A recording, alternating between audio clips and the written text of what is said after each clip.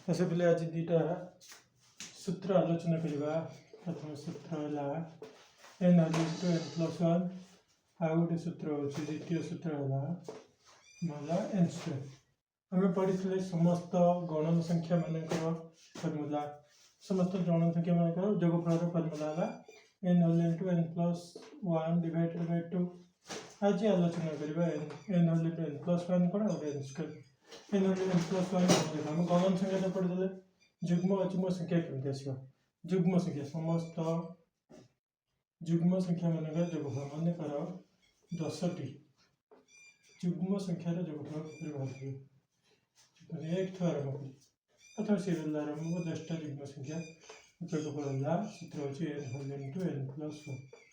जपरि देख 10 टा अछि 10 n जेतेटा देथिबो जेतेटा गणिबा जुग्म संख्या जेतेटा 1 2 3 5 टा 6 टा 7 टा 10 टा देछि 1 टू 10 पर्यंत संख्या न 10 टा जुग्म संख्यार 1 टा आरंभ करी 2 टा आरंभ करी 2 जुग्म आरंभ करी 2 टा आरंभ करी n = 10 n = n + 1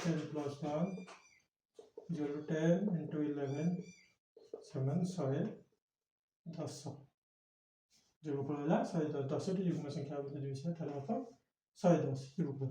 तब से सेकेंड सूत्र कौन अच्छी ना n स्क्वायर सेमती सपोज 10 टी अजुग्म संख्यार जोगफल अजुग्म संख्यार जोगफल समान n स्क्वायर।